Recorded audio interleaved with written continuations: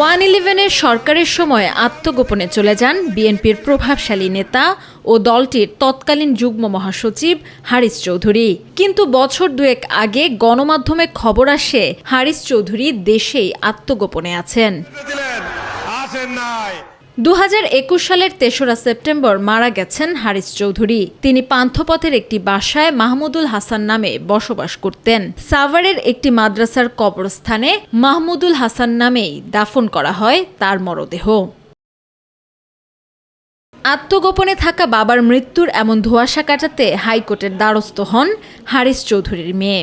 সব শুনে পরিচয় নিশ্চিত করতে বৃহস্পতিবার নির্দেশ দেন আদালত। পরে মেয়ে সামিরা গণমাধ্যমে দাবি করেন, বাবার মৃত্যুর পরও জীবিত দেখাতে ব্যস্ত একটি মহল, আর এসব কারণে সামাজিকভাবে প্রশ্নবিদ্ধ করা হয় তার পরিবারকে।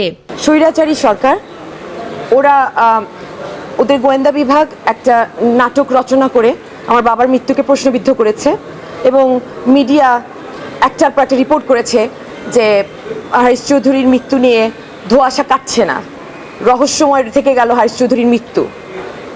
আমি নিজে একজন আইনজ্ঞ এবং এটা নিয়ে একেবারে কখনোই যেন আর কোনো প্রশ্ন না ওঠে সেটা ডিটারমিন করার জন্য, এবং স্বৈরাচারী সরকার যে আমার অধিকার লঙ্ঘন করেছে, আমার বাবার অধিকার লঙ্ঘন করেছে, সেটা রেকটিফাই করার জন্য এই রিটটা অবশ্যই আইনগতভাবে দরকার ছিল।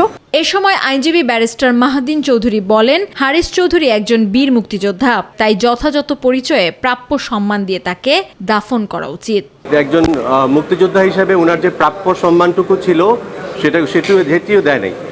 পরবর্তীতে আমরা, ওনার মেয়ে এখানে আছেন ব্যারিস্টার সামিরা তানজিন, আমরা আজকে একটা রিট পিটিশন মুভ করি। রিট পিটিশনে আমাদের চাহিদা ছিল যে ওনার রিমেইনিং যা আছে ওই সাভারের মাদ্রাসা প্রাঙ্গণে সেটা তুলে এনে ডিএনএ টেস্ট করে ওনার প্রকৃত পরিচয়টা ডিটারমাইন করে ওনাকে যাতে ওনার শেষ ইচ্ছা অনুযায়ী প্রাপ্য সম্মান সহ একজন মুক্তিযোদ্ধার প্রাপ্য সম্মান সহ ওনার বাড়িতে দাফন করা হয়। আমেনা হিরা, মাই টিভি, ঢাকা। বিচারপতি